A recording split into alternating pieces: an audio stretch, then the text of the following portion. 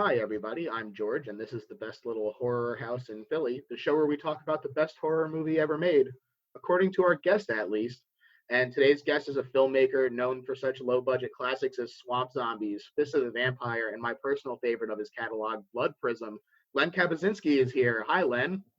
Hi, how are you? Thanks for having me. I love the Blood Prism shot. It was definitely, it still might be, even though I co-wrote it, I can't take complete writing credits. It's probably my favorite script I've produced to this point, aside from Challenge of Five Gauntlets, which is my personal favorite for many different reasons. But Blood Prism was a chance for me to do something different. So I'm glad you brought that up. Oh, yeah, absolutely. I was a big fan of that one for sure. Thank you, thank you, thank you. You've established a name for yourself creating these great horror movies. I got to know, what was the thing that got you into horror? It's something I always kind of wanted to do was do film and stuff like that. When I was little, my mom would stay up and watch what was called around these parts in Erie, Pennsylvania. The ABC affiliate here would have a late great horror show where Saturday nights at midnight, which obviously wasn't a school night or anything like that for us. So, my mom would let me stay up and we would watch Godzilla versus the Smog Monster or whatever the one was, the man with two brains or man with two heads, whatever, all that kind of stuff. Reptilicus, you can guess all that kind of stuff. I have Reptilicus sitting right in front of me, like 10 feet away from us as we speak. So, I still love those movies to this day, but I grew up watching those things. And as I got older, I thought, man, it'd be so cool to be able to do movies and be creative and use, your brain in that fashion for a living.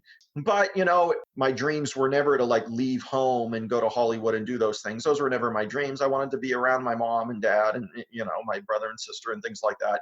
When you're in the early 90s now, and I'm in school for communications and I worked in television for several years, even at that point, there wasn't an indie horror. That term didn't exist. That genre didn't exist in 92, 93, that kind of. Sure, there's movies like Killer Nerd that were filmed on VHS and things like that, but that's a unicorn. You know what I mean? A movie like Killer Nerd is a unicorn in that time frame, where most things were still filmed on 35 millimeter film and things like that. You needed six-figure budgets to do that for the most part, to film on 35 millimeter. The mini DV thing didn't happen yet. And that's what really, in my opinion, brought about the indie horror thing. Was now you had these prosumer cameras, if you will. The first Swamp Zombies, I know what it is. I'm aware of, of what the movie is. But, we shot it on a Canon GL2, back in 2004 or whatever. Movies are always something I wanted to do, but didn't have the knowledge, maybe still don't, according to some people. But I think all you can do as an artist is show improvement as you go along. And it doesn't matter what genre you pick. I'm at the point now in my career where I just kind of do stuff where I want to do it. Going into Angel of Reckoning, one of my personal favorites that I've done. My mom was dying at the time I wrote that script, and I was consulting with her, just saying, Mom, whatever. And I remember my mom saying, Len, when I told my mother, I think this is one where I'm not going to have a bunch of TNA and stuff or directly about it. There won't be a bunch of TNA or maybe over the top violence and gore and stuff. But I really want to make a Charles Bronson type movie. We would have watched a Death Wish or, all those canon films that he would have done, Kinjite and Death Wish and all of those. And, when I say my mom, and it's still, I can hear her saying it, and she's been gone for several years now, is that, Len, you have nothing to prove to anybody anymore. You've went in with nothing and people still talk about this or that. And I thought it stuck with me, but at the same time, I always feel like I have something to prove with your next work. As an artist, you're only as good as your last thing that you've done. And you go from there. But I think since Angel of Reckoning, I've went on a good, not tear, but I've consistently made, I think, improvements in areas here and there, whether it was pacing or storytelling or camera work or whatever. And here we are. So thanks for having me. Absolutely. And I think that you're definitely right about how all you can really aspire to is to have those improvements. And I definitely agree that aim is kind of what allows you to keep having fun. Yeah. I get emails consistently, whether it's on Twitter or Facebook or those kinds of things, from people saying, Len, we saw you on Redlettermedia or something you were on, and we were inspired by what you were saying and stuff. And I said, that's good. And then they're saying, what advice do you have for me that wants to get into film? And I said, what, my first advice is fuck what anybody says about you or anything. You got to still just do your thing and be yourself, because when you make it, whether you've done 5 movies, 1 movie, 10 movies, whatever it be, when you make it, people will love you for who you are, you know, and they'll still be with you because they love you for you, not somebody you tried to be or something. They'll just love you for you. And those fans will always be there. I've got fans still with me to this day that I remember buying Swamp Zombies when I was mailing them out and doing stuff, you know, 15, 16 years ago and stuff. And they still are here buying Challenge of 5 gauntlets in my newer films that I do. So, you know, the first thing I tell them is fuck what people say about you or want to think about you or all this stuff. And you got to stay true to yourself, because the people that love you will still be there for you years later. That doesn't change as long as you be yourself, kind of thing. So, you know, you have to have that courage to be yourself and put it out there, and the people that are going to surround you and latch onto your work, they're going to stay there. Do you feel like working in genre movies like kung fu and horror, do you feel like the fans of those have, because they're such a niche, they have more attachment to the people who work in those genres, and you kind of get a little more freedom to experiment in these genre movies? I think so. I think so, because generally, you know, your budgets aren't super huge when you get into these movies. So much like you said with Blood Prism, which wasn't a massive financial success by any means. I mean, it's still kind of new coming out, but still wasn't a huge financial success. But at the same time, I didn't go into it with a massive budget either. I mean, I knew I was trying something different, that if I failed, it wasn't going to prevent me from like doing another movie again down the road, kind of thing. I wasn't going to lose 12 grand doing Blood Prism or something like that, or whatever it may be. So, you know, I think you have the freedom to stick within a low budget, and if you can write the script, or if you don't write your own scripts, if you accept a script or something that you feel you can get done, I'm really aware of that when I go into my projects. Is the script I have, do I have access to the locations I need, or like good leads into locations I might need, or actors or actresses I might need, and stuff like that. Because in this genre, you know, there's just certain things you have to expect. You can't let the fans down or they don't come back to a genre like indie horror, especially. You know, I can't tell you the countless number of indie movies I've seen that don't want to be one-shot deals, or they don't want to be one-shot filmmakers, but at the same time can't put in the necessary elements. Like, you've got to have TNA, and it's not always easy to get that kind of stuff into your indie project, but you have to have it. It's what the fan base, that's what they expect. I mean, would you expect to watch Jason Goes to Hell without the big boob scene at the beginning of it's the best scene of the movie, where it's crazy. When I saw Jason Goes to Hell, I was like, the opening 5 minutes, I'm like, this is going to be the best movie I've ever fucking seen.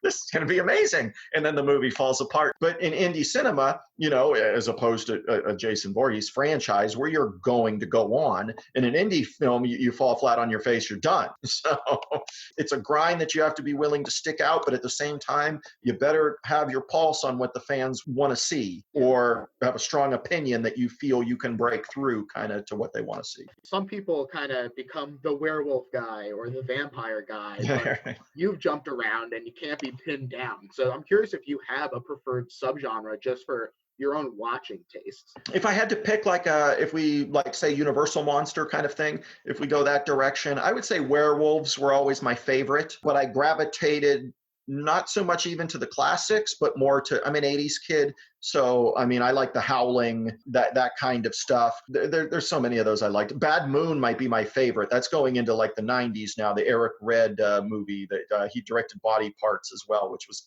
kind of an underrated movie in my opinion. He directed Bad Moon, and it was based on a novel called Thor, when Thor was the German Shepherd. And if you read the novel, I don't know if you have or not, but if you read Thor, it's told as if you are in the perspective of the German Shepherd, and he's protecting the house, and it becomes a pissing match between two dogs, if you will, the German Shepherd of the house and then Uncle Ted, who's a werewolf. So I really, really, really like the movie as well. I got it on Blu-ray as a gift a couple years back, and it's just great. Bad Moon might be, it's up there with my favorite werewolf stuff, but I like a lot of the wackier stuff. When people see Swamp Zombies or something of mine, they automatically think I'm a big trauma guy. I'm really not. I like 80s trauma before it gets a little too campy, wacky for me. And I like Kaufman. I've met him before. He was a funny dude. I thought he was a cool guy and all.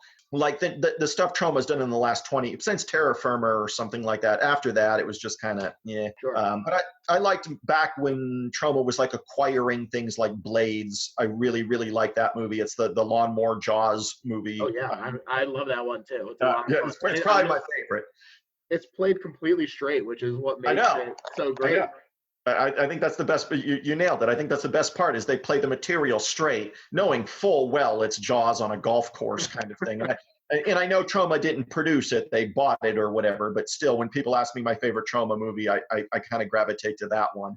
And then people have asked me too, what are like shocking movies you've seen, Len, or Len, what movies, really surprised you or something? And I'll go to Troma's film called Combat Shock, which I think is just a gut punch when you watch it. It is such a fucking depressing, just Oh, man. punch in your stomach movie that it's not going to be one of those happy feely kind of movies there. So. The movie that sounds like it reminds me of is my friend Jerry and I saw that movie Prisoners with Hugh Jackman and Jake Gyllenhaal. Oh, I love that movie. It's great, but like we walked out and we had seen it at like a matinee, and so we walked out into like a sunny Sunday afternoon, and we were like, "Oh, it just feels wrong."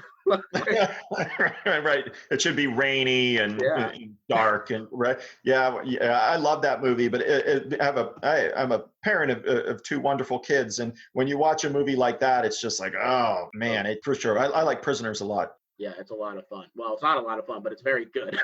Yeah, it's an intense movie. Yeah. And so perfect for a low budget director like yourself. Today's movie that you picked is another low budget classic, 1988's Maniac Cop. Absolutely. Starring Bruce Campbell, Tom Atkins, Lauren Landon, and Robert Z'Dar.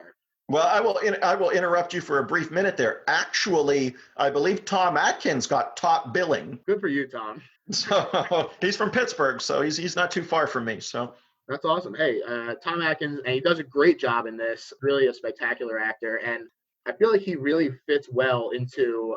So this is directed by William Lustig, but it was written by Larry Cohen, and he really fits perfectly into Larry Cohen's whole kind of oeuvre. Maybe actors who didn't quite get all the due that they deserved, but that they really have the chops and that they fit into this realistic world that he built. Yeah, I think with him, he was one of those guys that Atkins being, he was a really solid actor, but in terms of the time and stuff where he kind of came in the 80s there, you were already really saturated with also a lot of very good looking actors like Mel Gibson. And of course you had Schwarzeneggers and Stallones and all those, and Van Damme was coming in, Seagal was coming in at that point.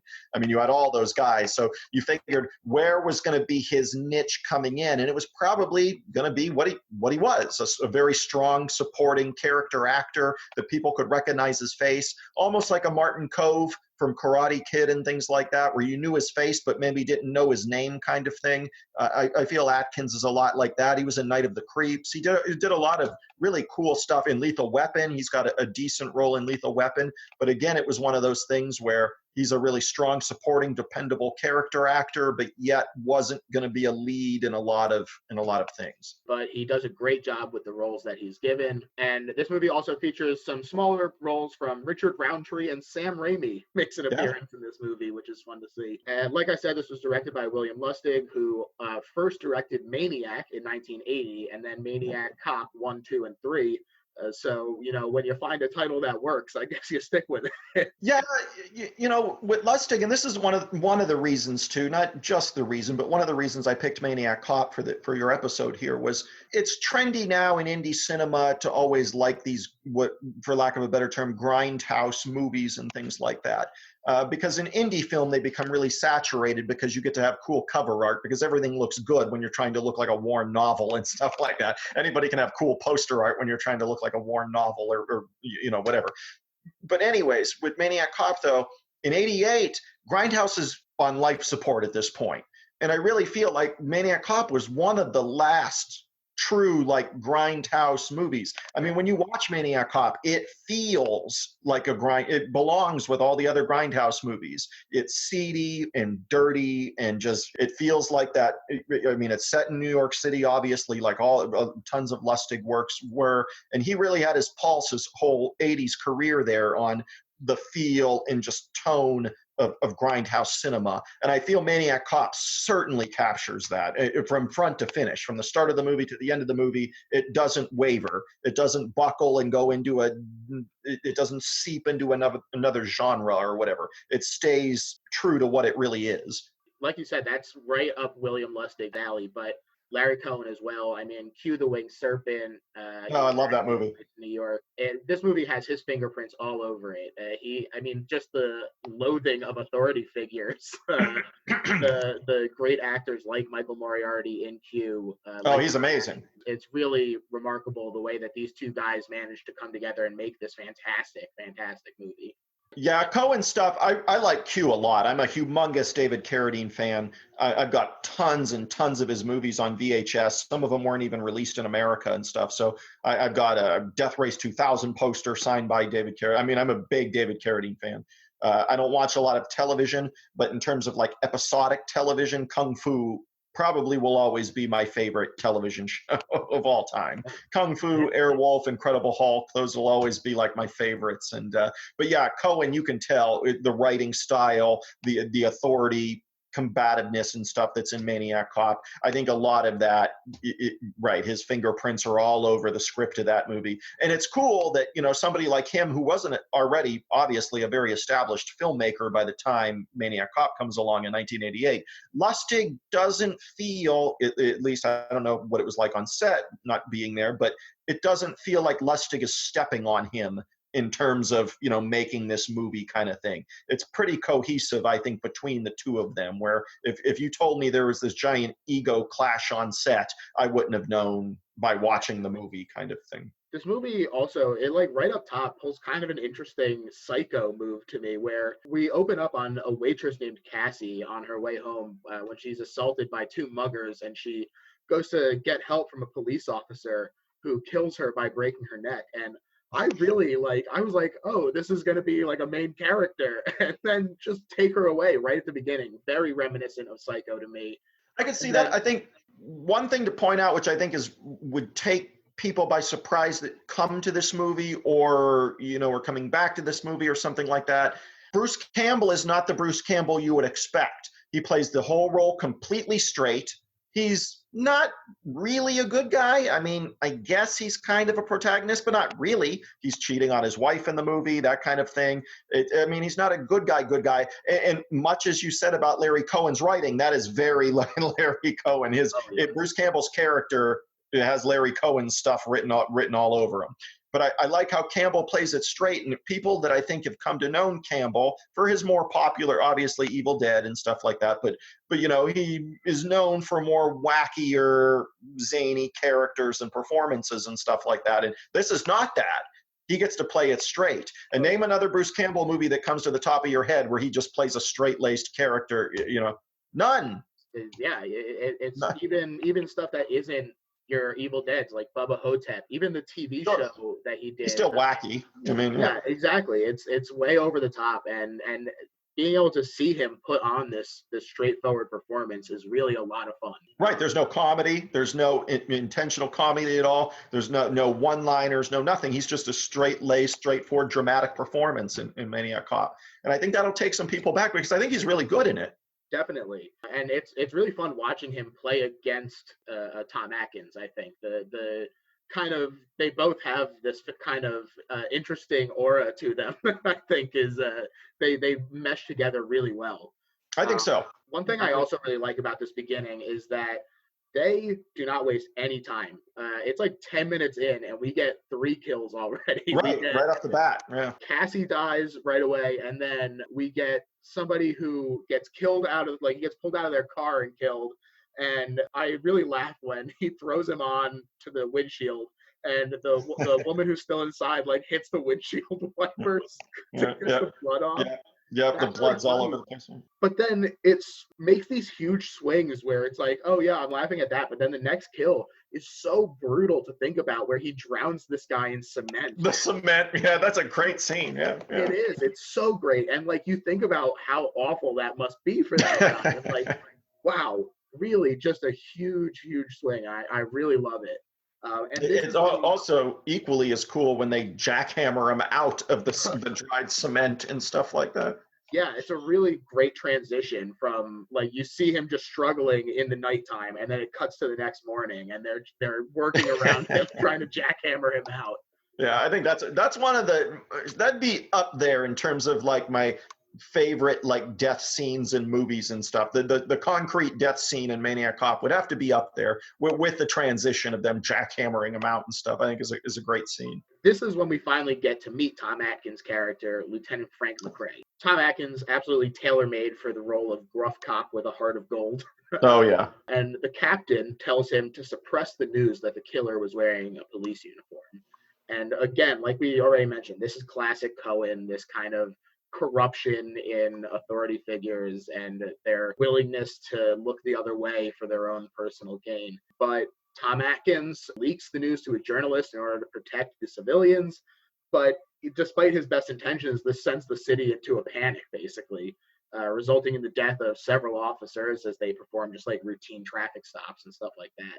It's really interesting to see how this well-intentioned move winds up leading to a lot more death, and it's like that kind of gray area of, well, was this the right thing to do? You know, I think that perspective on making you question people's actions, even if they think they're doing the right thing, is really prevalent in a lot of Larry Cohen's work, and also Lustig's work as well, in terms of just the way that all of Zadar's characters' motives in this, you can kind of understand where he's coming from, and this betrayal that he gets is such an integral part of the story that you're like, well, isn't it kind of it comes back on them for what they did? So that kind of black and white line doesn't really exist in these movies. Yeah, and I would say with Zadar, with his scene too, and this is classic grindhouse cinema type stuff here, is in a shower fight scene. When you say, Len, what scenes shocked you in movies, or what scenes would you actually like look away because of the gore? And that stuff usually doesn't bother me, but the scene where literally one of maybe 2 or 3 I can think of off the top of my head is where he's getting slashed in the face with the razor, and they show it. The camera doesn't pull away. You see him carve up his face with the razor in the shower scene, and I thought, God. That shower scene is brutal. They do the face. They also, like, you see the hole when they pull out the shank from back. It's really intense. Right. This is so we met Tom Atkins' character, and we also meet the Forrests here, Ellen and Jack, played by Victoria Catlin and Bruce Campbell. And Ellen thinks that Jack is the killer. So she thinks that Bruce Campbell's character is the killer.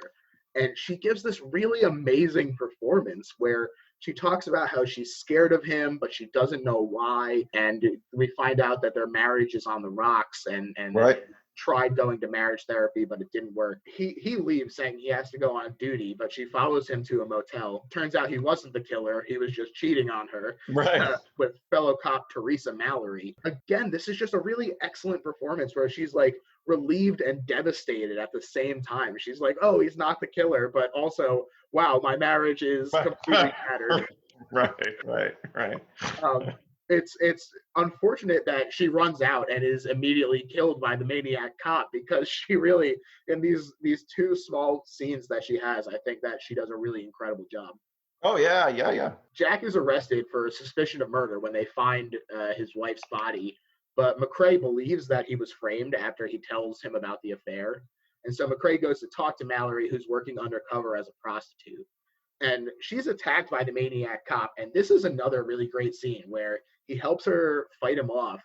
And she's really shaken because she's like, oh, he was deathly cold even through the gloves, and he didn't. Right, great line. Yeah, and they like shot him a lot before he turns away. So it's very eerie where you're like, wow, this really feels like he's something more than human. It's a vengeance from beyond the grave. Funny story on a side note for my career getting into movies and stuff was really because of Robert Zadar. He was the start of all this. Blame him, people. He's dead. He won't care now. But, you know, it's I went to a convention, and this is maybe 2003-ish, somewhere in there. And he was with director Chris Watson, who I love and still talk to this day. Chris Watson, who directed Zombiegeddon, which Robert Zadar has a part in. and he was promoting the film there with Chris, and they were actually still filming some of Zombiegeddon, and this is in Cleveland at the time. And they're like, well, we're going to this local college radio station to film this scene with Conrad Brooks and he's R.I.P. buddy. He was a funny guy too. Conrad Brooks from Plan 9 from Outer Space, and the super beautiful woman, Brink Stevens. And they were going to this radio station to film it. And Robert Zadar had asked me, who was just hanging out at the table there with him. And he's like, hey, what are you guys doing tonight? I'm like, I don't know, drinking, hanging out at the bar or whatever at the hotel, a Fright Vision or whatever convention it was in Cleveland. And he's like, hey, Chris is trying to film this scene for his movie and needs some zombies. Do you guys want to come out and do this? And I was like, yeah, sure, whatever. So we show up and get made up as zombies and drive around half of Cleveland in zombie makeup and get to this radio station with Brink Stevens and Conrad Brooks and film this scene. And that got the ball rolling, though, because I still had talked to Chris Watson to this day. And he really kind of helped me realize that, Len, you can still do your dreams of shooting a movie. You don't need to shoot on 35 millimeter and stuff like that. It's a different world now with these indie cameras or indie, mini DV cameras and things like that were coming out. So Zadar really helped me meet the right people to kind of get my thing going kind of thing. So I owe a lot to Bob, and Bob was actually going to be in my film Curse of the Wolf, but at the time he wasn't super healthy and stuff at that time, and it just didn't work out. But I owe a lot to Bob. He was a really cool guy, and I would go to conventions with him and hang out at several of them when he would come around this area, whether it was like Buffalo or Pittsburgh or Cleveland or wherever, because that's really around where I'm at. Erie's kind of in the middle of all three of those cities, so it's really easy for me to get out to those. Bob would always be in the lobby playing piano and stuff. And most people don't know is he had a musical degree. And when I would hear him play piano in the lobby at night, and he'd be wasted most of the times and stuff. But I mean, he was a legit maestro. I mean, the man was a legit maestro on the piano. It was beautiful to watch him just sit there and play piano all night. And he was just a really cool guy. I liked him. And a lot of people meet these actors at these conventions, and some of them are like, oh, so-and-so's a dick, or so-and-so's really cool, or you don't know. I mean, I know several people that met David Carradine that couldn't stand him. When I met David Carradine, he was super cool. So I think it just depends on how you approach people. And, there are people like you and I that have bad days and good days, and whether at their conventions or not, you try to put on your happy face, but it's not always possible every day in life, But to make a long story short, Bob Zadar kind of got the ball rolling for me. That's awesome. Yeah, he sounds like a really cool guy, and I mean, his legacy on film is unimpeachable. He's really been in a lot of classics, so it seems like a great guy. Yeah, and not just him in Maniac Cop, but Maniac Cop really had a really good cast. I mean, you had already mentioned Richard Roundtree, who doesn't have a big role, but you figure they probably, too, you got to be budget conscious. Not saying Richard Roundtree's breaking the bank back in '88, but at the same time, he's probably only on set for a couple days, I would imagine, on Maniac Cop. Where you could tell that Zadar's on set a lot, Campbell was on set a lot, and he probably wasn't exactly commanding six figures back then either, you know what I mean? Yeah. But one actor I think that kind of gets lost in the shuffle that's extremely experienced, and maybe the most legendary actor out of the whole cast, is Will Smith. William Smith is the bald police captain guy. Tons of movies throughout the years, whether it was biker movies in the 70s or whatnot. Will Smith, I mean, he was up to play Kane in Kung Fu, and in that part eventually went to David Carradine, obviously, but Will Smith was going to play it, who was an extremely muscular, he's usually a villain like in biker movies, like the one with Gary Busey, Eye of the Tiger.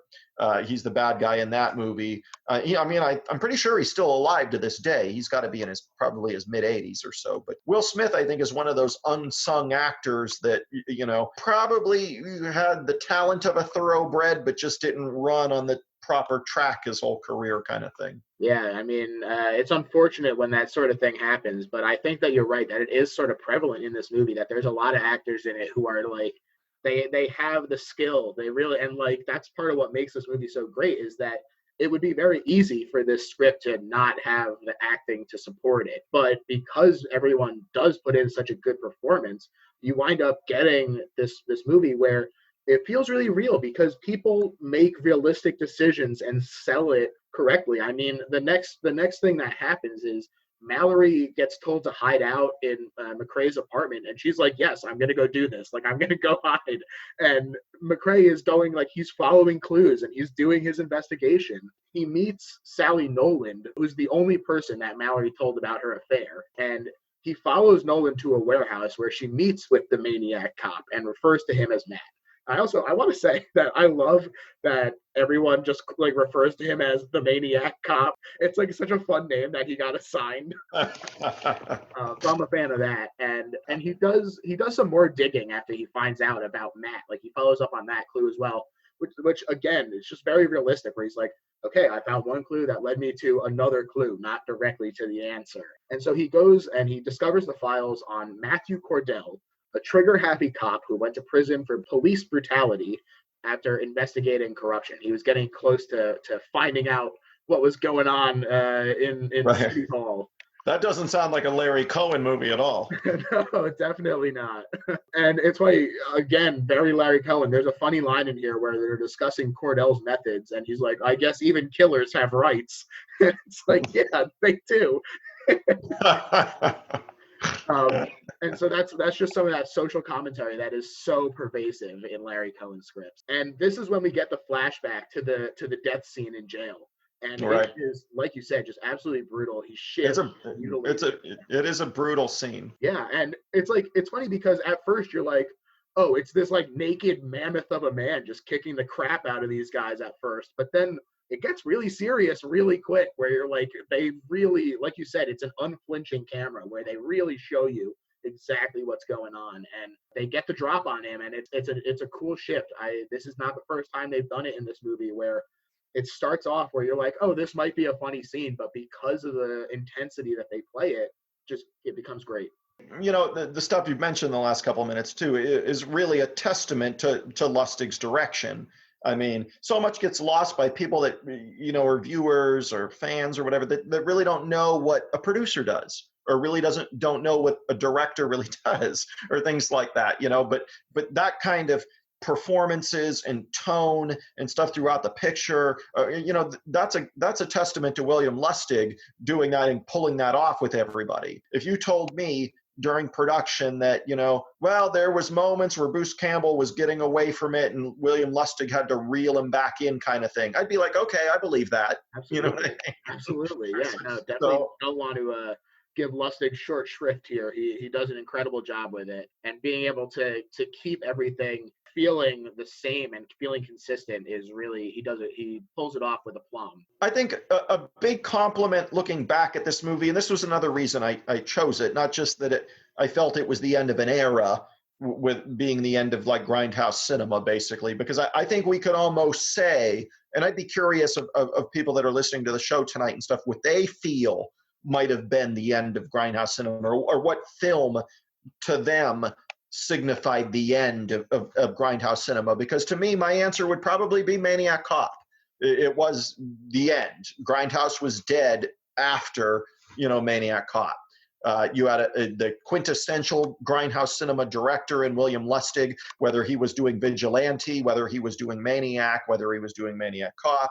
You had the quintessential New York City hardcore grindhouse director, and this was it. In 1988, grindhouse was going out, kind of thing. So, but I'd be curious what other people's thoughts were, you know, or another film they think of when they think of, you know, this is the end. Another thing that really attracted me to choose this one tonight was that, you know, you had a film like, let's say, Friday the 13th, for example, and all the, if you would, the Asylum didn't exist back then, but all the rip-off films that came about of Friday the 13th and stuff. But name me, besides Psycho Cop, which is a very not good enough example, name me a bunch of offshoots from Maniac Cop. They don't exist. They don't, yeah. Because you had tight direction, good characters, a really engaging lead, for lack of a better term, monster character in the Maniac Cop. I mean, what are you going to do? You know, there isn't a ton of like Maniac Cop ripoffs. Yeah, you know, it wasn't just a bunch of tropes that you could slot in to another movie. It really was fully formed, and everyone was fleshed out into three-dimensional characters. Agree. definitely unique. McCrae and Mallory go to interrogate Jack in quotes. Right. We'll And put that in quotations. Why are you putting it in quotations, though? Are you implying that it didn't happen? I'm implying that it's less of an interrogation and more of an opportunity for them to kiss. Um, and they give him also an update on their progress and tell him that they're going to go visit the chief medical examiner who worked in the jail. Progress. That should have been in that should have been in quotations. Progress should have been in quotations. Okay, that's true. Yeah. Okay, just put quotes around this whole section. And McCrae stops in the clerical room when he's attacked by Sally, the girlfriend of the Maniac Cop. And boy, she is awful sneaky considering she has a damaged leg. She sneaks up on him and she starts beating him with his cane or her cane, saying she's hysterical, convinced that Cordell is going to kill her for giving information to McCrae. And then they find a cop hung from the ceiling by his belt, like a lot of just like surprising, just brutal deaths where like you don't see it coming. They open up a door and boom, there's a hanged guy. Zadar, speaking of Friday the 13th, Zadar does a classic Jason Voorhees move here where he comes through the window and pulls her through. They're both incredibly sneaky. I mean, he's huge and she's got a damaged leg and they're both just sneaking around, no problem. But he beats her to death, and the hubbub that they causes Jack and Mallory to break out. They're like, all right, something fishy is going on. They get out of the interrogation room, and they find just a trail of bodies just tossed haphazardly through the building. It's really intense, again, where you're just like, oh my God, he is just plowing through these people like an unstoppable force. Basically, Mallory is like, all right, I'm going to head to McCrae's car while you look for Cordell, and we're going to meet up and we're going to get out of here. But Cordell throws McCrae out of a window, killing him like 3/4 of the way through this movie. This is Tom Atkins' character. And you're right, like, yes. Wow, what a shock to me. I was like, oh my God, they actually killed him. Right, and he would have probably done this right around the time he did Lethal Weapon. So, and obviously a major hit. So. And it looks like Jack is the one responsible for the carnage.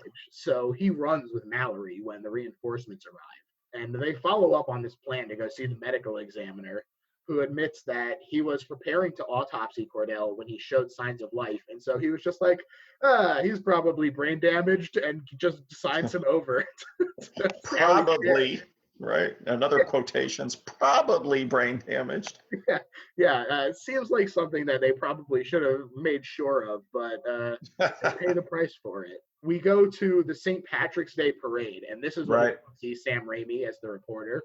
Mallory warns the police commissioner and the captain about Cordell, and they just don't believe her. Again, that's very Larry Cohen to be like, no, they just won't listen to you. They don't care. And they have her arrested, but Cordell shows up and stabs them and then goes to attack Mallory. There's a really awesome shot here that I want to call out specifically. It's of his scarred up hand covered in blood while he's walking down the hallway just holding the knife. And it's really just a great shot. It's not too long, but it really jumped out at me. The cop who arrested Mallory is leading her down the hall, and Cordell jumps out and kills him. And this really got me. Like, I genuinely didn't see him coming. And so it was like a really great jump scare where it felt earned. It was nice to have this kind of setup of him walking towards them, get that great shot, and then a great payoff as well, which is something that this movie really does, is it has great payoffs for the stuff that gets set up. Maniac Cop really being able to pay those off is something that definitely makes it great. I think so, and I think with Maniac Cop 2, it's a franchise that I felt unfortunately ran out of steam really quickly, when I think it probably could have went on to bigger and better things with a little more patience, unfortunately. You know what I mean? I think 2 is very well produced. When we're talking about Maniac Cop 2 for a second, I think it's very well produced. I feel it's very slick. where it doesn't have that grindhouse feel of this movie. It's like they graduated to, oh, hey, we have a $6 million budget now, or a $5 million budget now. And they really made the most of it with Robert Davey, who, was a bigger actor at that time and stuff, and was doing a lot of theatrical releases and stuff. So again, I felt like, oh, this is going to transition into this franchise now. And then when you see Badge of Silence, part 3, Badge of Silence, it really feels like it falls on its face at that point, unfortunately. It feels like I would equate it to, and I don't think they shot it back to back, Maniac Cop 2 and 3, but it felt to me like Sleepaway Camp 2 and Sleepaway Camp 3 that shot back to back. And when you watch Sleepaway Camp 3, to me, they really feel out of gas. And I think Maniac Cop 3 feels that way to me, where they were just out of steam for whatever reason at that point. And you could say it could be the script, whatever it may be, it just felt out of gas. And I thought, man, after 2, if they just had, I know you want to strike when the iron's hot, and that's any film, wants to do that kind of thing. But if you're not prepared, which it didn't seem like they were, the franchise dies. And that's exactly what happened with Maniac Cop, I think. It's a shame too. I agree. I think that there was something there, and it could have been if they had taken their time and really thought out the path that it was going to go down and made sure that everything was done exactly right. But unfortunately, that's sometimes people are just too eager to, like you said, strike while the iron's hot. So.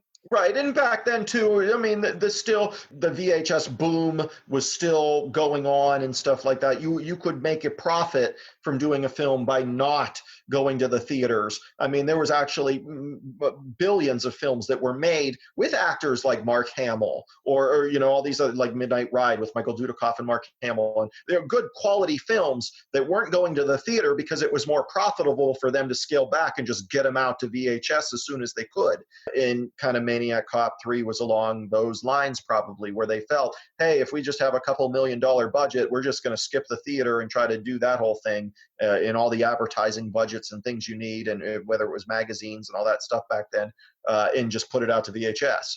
And that's what they did. And unfortunately, I think one of the things Maniac Cop 2 dances along a fine line is that it sounds like a goofy movie. When Maniac Cop, okay, it's kind of hard not to smile saying Maniac Cop. And then you see the first movie that we're talking about, and it's very real. It's very played straight. It's not a goofy movie. You know what I mean? It's very straight-laced, very serious in tone, very grimy and dirty and New York City-ish and things like that. The Maniac Cop is not like a goofy movie. It's not a goofy trauma movie or something like that.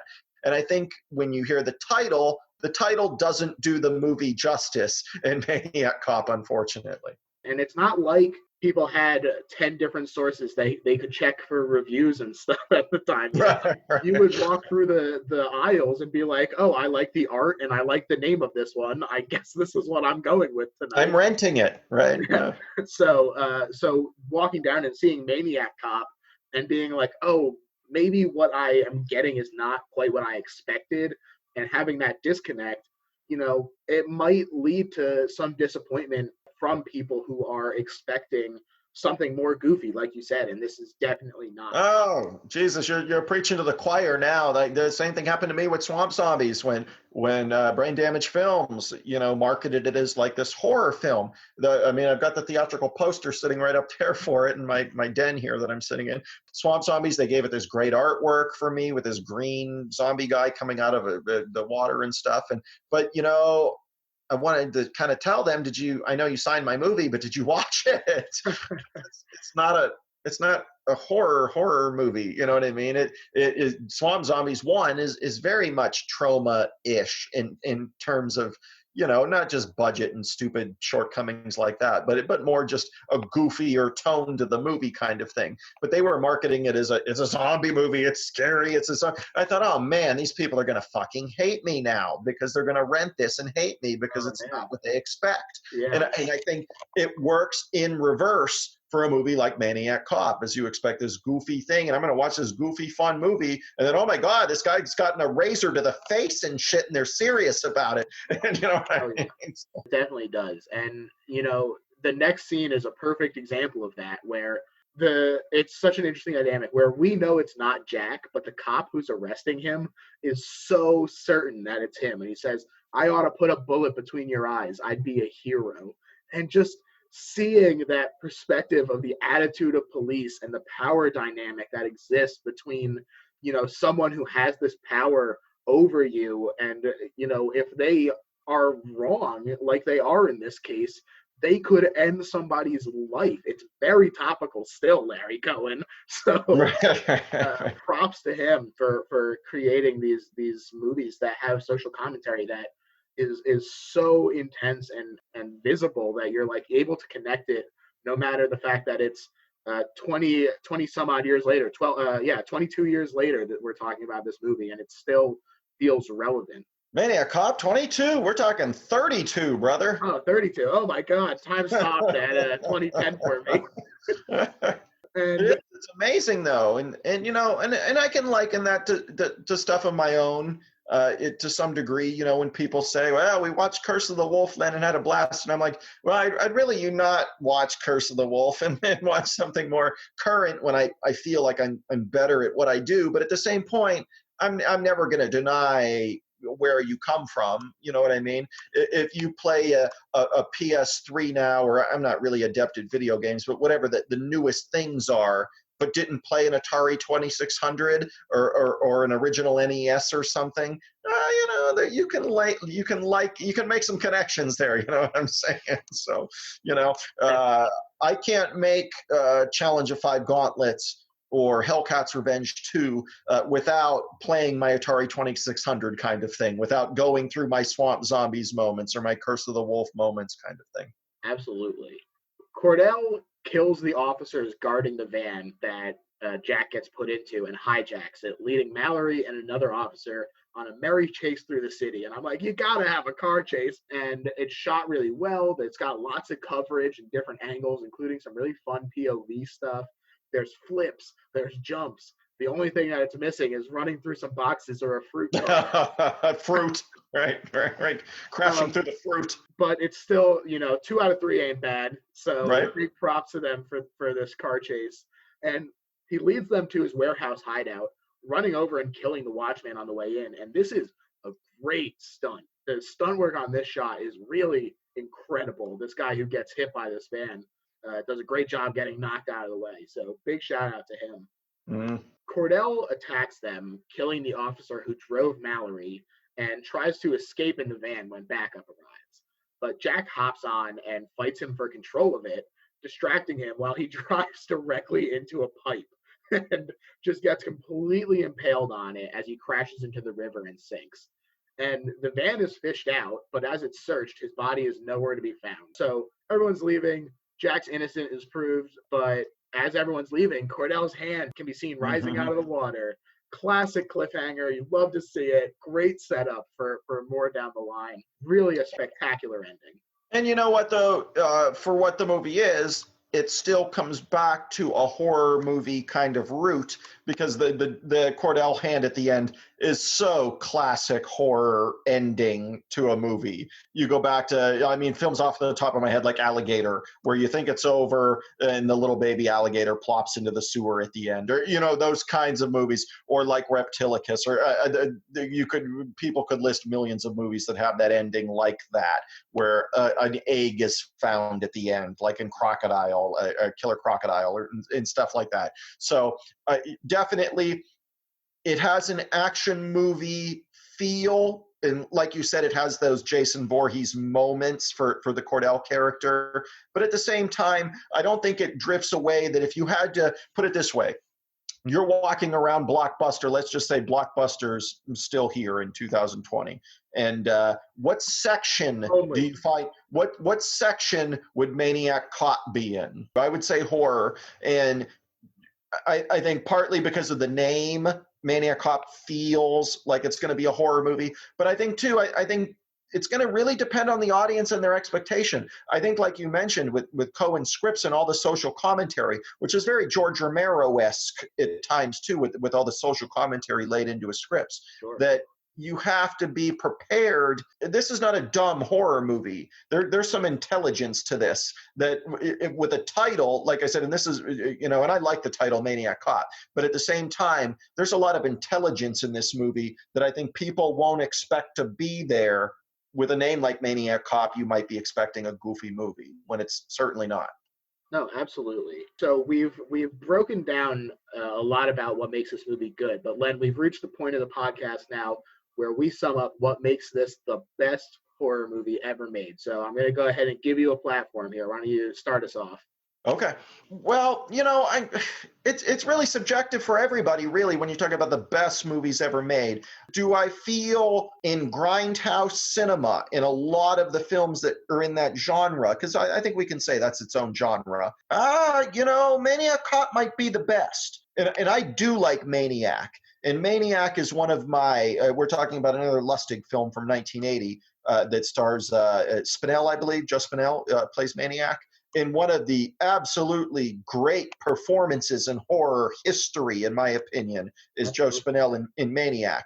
But at the same time, Maniac does have its deficiencies where I feel Maniac Cop kind of makes them up, where you start to incorporate, is it an action movie? Is it a horror movie? Yet it's a grindhouse movie. And it's combining all these elements with an intelligent script by Larry Cohen and really competent direction. As you said before, everything's played straight.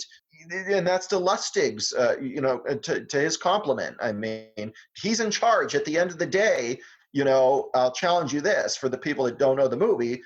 Forget Larry Cohen wrote the script and just Lustig's the director. They're not going to say, we saw Cohen's movie, Maniac Cop, and it sucked. No, they'd say they saw Lustig's movie, Maniac Cop, and it sucked. So, it's still his job. He should get the credit too, when stuff, as a director of my own films, I never blame anything on the cast and crew. If stuff sucks, it's my fault. I'm ready to take the blame on that. When stuff succeeds, it's everybody's film kind of thing. So I take the heat when it sucks, and it's everybody's thing. So as a director, there's a thankless part to it. But at the end of the day, you can sit back and see people enjoy your films and stuff like that. And, Lustig went on to do some other things, but did Lustig ever really recapture Maniac Cop? I don't think so. And I know he had the social commentary stuff and those kinds of things in a goofier movie called Uncle Sam that he released maybe 6 years later or whatever it was. But did Uncle Sam have that punch in the face type feel like Maniac Cop? No way. No question that the answer would be no there to me. In films like Vigilante and stuff like that I like, but I really feel like Maniac Cop is his pinnacle performance, really, as a director and things. Another reason I chose it is this is it. He had a genre with him that millions of other films are in, and he put the stamp on ending that genre. And he should, because he set it there in New York City where a lot of his films are placed, and he put the stamp, grindhouse cinema is over with Maniac Cop. And I think not because of quality of the film or not anything because of the film itself. It's just the times were changing at that point. Maniac Cop didn't end it because of quality or something like that. It's still a quality film, obviously. But I think it's an appropriate ending for a genre from a director that was really close to that whole scene and genre. And I think he really put it together. And you can say, to this day, you can look at any director, even if they're popular, like Spielberg or whatever. When you say Spielberg, to me, I'll always think Jaws. Always. Yeah. And I know he's done tons of blockbusters, but I'll always think of Jaws. When you say Harrison Ford, to this day, people will say Han Solo, but it depends what time period you're from. To me, Harrison Ford, I think of what role of his could no one else play. Is it Han Solo? I don't think so. I think it's Indiana Jones. You know what I mean? So, and that's what I think of when I think of, and I'm going to tie this back in here, when I talk about Maniac Cop. When you talk about the script, and you've obviously seen the film now, and hopefully other people have seen it that are listening to this, tell me who could have done this in that era, in that genre, without Cohen and Lustig. Who? I don't think anybody. Nobody. Nobody could do it. Yeah. And I think that's what makes it one of the best of what it is. To me, this is the best because It's an old school story of police corruption. It's got everything you could want from everyone who's involved. You've got the great Cohen script. You've got Lustig directing his ass off and making sure that everything fits cohesively. You've got a great Tom Atkins performance. Even the smaller roles have really impressive performances put in. You've got a great, unique performance from Bruce Campbell that you don't get to see this side of him a lot. Not to cut you off here, but just to interject this before I forget this little thought. You know, Maniac Cop kind of not springboarded him, but springboarded him to a bigger budgeted film called Relentless, which was a theatrical release and stuff. And I watched Relentless not too long ago. I'd say maybe 3 or 4 months ago, with Judd Nelson and stuff in it as a killer in the movie. And when I saw it with Leo Rossi and stuff like that, and that was a major theatrical release and stuff across the country. And I saw it and I was like, you know what though? Man, it's not Maniac Cop. It doesn't have that feel and that punch to your stomach, Yeah. like those films did. When I saw Lustig and I saw Relentless, and Relentless isn't a bad movie in my opinion, but at the same time, it doesn't have the power that a Maniac Cop does, or Maniac Cop will have scenes that you will remember after watching them, whether it's the razors to the face, all that kind of stuff. They'll have scenes that stick with you. Relentless doesn't, and he got a bigger budget. It sprungboard him to have that studio picture kind of thing. And if it's one person, one director that comes to mind of mine that doesn't feel like a studio director, besides somebody like a Fred Olen Ray or something, or Jim Wynorski or something, it is William Lustig. He is your consummate independent horror type feel on a little bit bigger budget than your normal indie horror movie kind of thing. That's how, I picture that stuff. Definitely. And I think you're right. This has a visceral feeling that not a lot of other movies that try and emulate it manage to capture. And that's on top of, like I said, great performances, great makeup, great stunt work. Like everything is functioning at such a high level. Like I said, it would be easy to see this get dragged down by even just one area of the movie not performing as it needs to, but everything is working so well together. I agree. Everything is simpatico. It winds up creating just such an amazing, amazing movie that I highly recommend to people that they check it out if they haven't already seen it. Len, this was fantastic talking to you. I had a great time. Thank you for picking this movie. It was my first time seeing it, so I really enjoyed it. Oh, super. So I have already succeeded by bringing a new movie to somebody. So that's great because, I do stuff on my Patreon where I do a Forgotten Movie Den thing and this is like one of those moments, you know what I mean? Where I for example, I pick Maniac Cop. You never heard of it. You watched it, So I pick a lot of movies like that. I do that thing once a month. I do podcasting myself, the Fist of the Filmmaker podcast, where I'll talk about my own experiences in film. But then other times, too, we just have fun with stuff and talk about current movies or movies we like or, that kind of shit. So thanks for having me. It was a blast. So, Len, why don't you tell people where they can find you? Oh, sure. I love interacting with people. It's easiest for me to do Twitter just because I guess Facebook tells me, and I put this in quotations, is I have 5,000 friends in quotations, and then they cap me so that people that really are interested can't be my friend and they have to follow me or some dumb shit like that. Anyways, so I'm more active on Twitter. It's at twitter.com/KillerWolfFilms. Or you can see me at patreon.com/KillerWolfFilms. It's a great way to support my works for $2. So I don't have tiers or nothing. Just it's $2, whatever. I try to keep it reasonable for everybody. But you can watch all my movies on there. You can see my podcasts, all that, support the stuff. I've got a new movie I'm starting to coordinate now where I'm trying to bring in a bunch of like B-movie, I guess, if you will. I don't really see movies as having a letter in front of them, but they're just entertainment. But I've got Leo Fong coming in and John Michael Thor from Rock and Roll Nightmare and Matt Corretas from, I hope that's how you say his last name. Sorry, Matt, from Samurai Cop. I'm doing a movie called Pact of Vengeance this summer, which is a vigilante 80s movie. Yeah, so it kind of fits. It looks great. Oh, thanks a lot. I appreciate it. Yeah, that was just done the other night by Gordon Davies, my poster guy. So he did a great job. So you're the best, buddy. So thank you for doing that poster. So you did a great job. But I'm really excited to go forward in my career. In terms of when people saw like you watched Blood Prism that I liked a lot. But Blood Prism was a venture into something different. And then I got to do something I really wanted to do, and that was do my first real martial art picture, and that was Challenge of Five Gauntlets with me and Leo Fong. And that's up on my Patreon. People can watch it immediately when they join, that kind of thing. I think after that, though, my daughter is in the movie as the young girl in the movie. And I think it was really God telling me, Len, this is your moment. I'm giving you your moment. Here's your child with you. It's a very PG-ish movie. Probably PG-13 because of some fight scenes and things like that, but there's no TNA or foul language or anything. There's just some martial art fight scenes and stuff in it.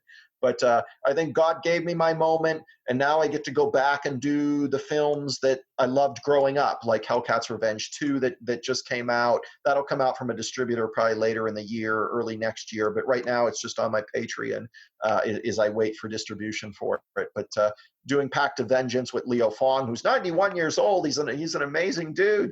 Incredible. So yeah, he's an amazing man. So I look forward to doing that. But yeah, patreon.com/killerwolffilms, twitter.com/killerwolffilms, Reddit. I don't know what the hell. I'm new to Reddit. The real Len Kabasinski. That's me. So when you see me post, it's not somebody doing that. That's really me. So thanks for having me, dude. I had a blast doing this. I hope after my new works come out or you have something else you want to talk about, hit me up, dude, because I'm doing more and more of these podcasts. I have a lot of fun doing them. And I like expanding on stuff like this because I'm an 80s kid. So Yeah. to talk about a Maniac Cop or something like that, you're in my wheelhouse here now, man. Yeah, and I encourage people to go and support Len on his Patreon. It's a great way to support independent filmmaking. And like he said, you get to see all of his movies there immediately. There's a ton of behind the scenes stuff. I mean, what more could you ask for $2 a month? I um, appreciate that. yeah, so definitely go support him there. You can find me on Twitter. The show is at Little Horror PHL. I'm at Gerg Hef. You can find us on Facebook, on Instagram. We have merch on Redbubble if you're interested in supporting the show in that way. But yeah, basically, if you find us on Twitter, you'll be able to navigate your way to all the other areas that the Best Little Horror House is in. So definitely give us a follow there and rating and review if you're enjoying the show. Thanks again, Len. This was really fantastic. And bye, everyone.